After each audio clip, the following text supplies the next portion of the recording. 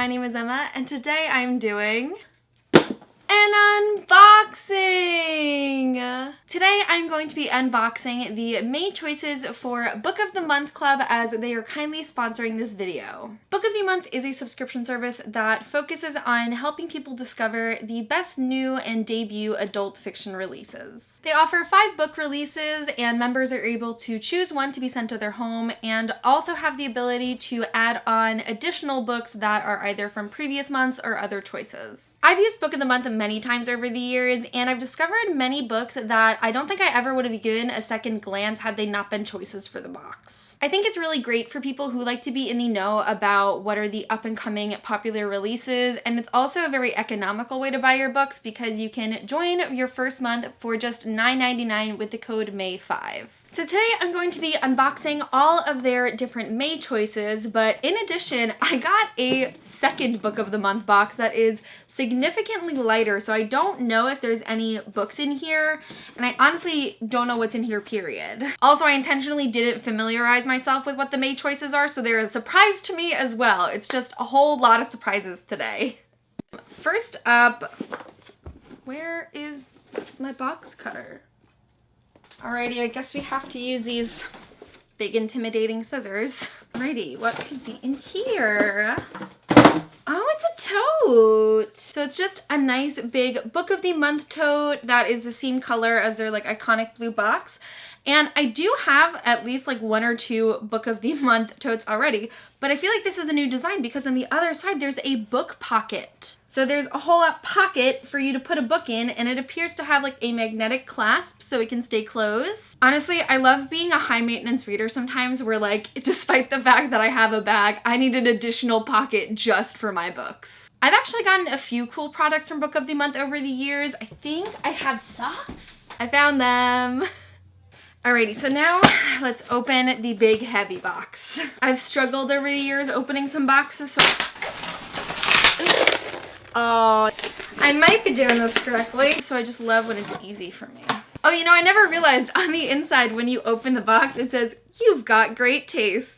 So first up we have A Good Marriage by Kimberly McCreight. A Good Marriage is about a woman named Lizzie who is struggling to keep her crumbling marriage together when she gets a call from an inmate at Rikers Island prison who is an old friend and has been accused of murdering his wife. So I guess Lizzie kind of gets thrown into investigating and finding out what happened between Zach and his now deceased wife. She comes to understand that maybe their marriage wasn't as perfect as it seems, and it obviously, of course, is going to reflect her own. Book of the Month is really good for thriller recommendations. Those have always been my favorite books to get from them, and this one kind of seems like a little stereotypical and similar to some other thrillers that I've read, but it does take place in New York, which is where I live, and I always enjoy reading about like urban thrillers set in a big city. Ooh, flipping through, it looks like there might be some like court documents and transcripts, which is another really interesting aspect to it.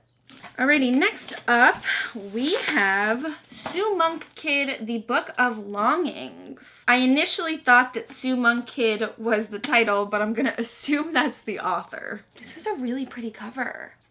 I'm sorry, what? Guys, I think this is a book about a woman who falls in love with Jesus. This is not a story I expected to read today. So this book takes place in the 1st century. Number 1. It is about a woman named Anna who is a scholarly writer, and she writes the narratives of silenced women, and her worst fears are on the horizon as she is being forced to marry an older man. But then she meets 18-year-old Jesus. Oh, she's the sister of Judas.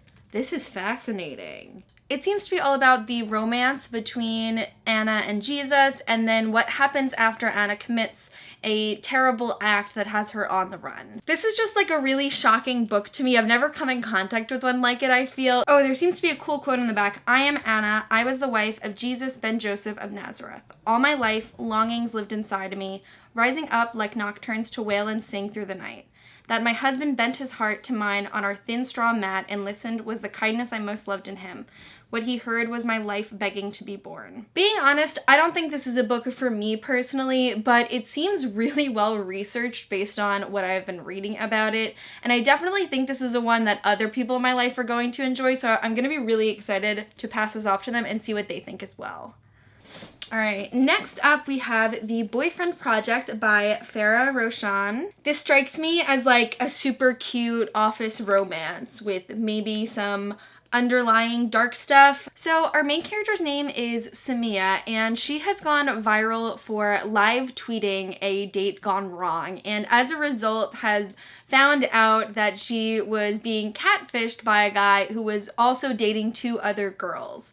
So because the 3 of them have gone viral in this bizarre story, it seems like they become friends and make a pact that they will spend the next 6 months investing in themselves and not getting into relationships. So Samia sees this as the perfect opportunity to develop the app of her dreams, but she ends up meeting a new boy named Daniel at work, and it kind of throws off all of these plans she's had for herself. This last line has me interested though, but is Daniel really boyfriend material, or is he maybe just a little too good to be true? I feel on the outside this book looks really unassuming, but something about it is telling me that there's going to be like a big twist or like a dark turn. I don't read a ton of adult romance specifically, but I have almost only been reading adult books lately, and this is totally one I could see myself picking up. I feel like there's just something about it that intrigues me more than other popular adult romances that I've seen. Also, I really love this cover, not only because it's really important when we have people of color on the face of different covers,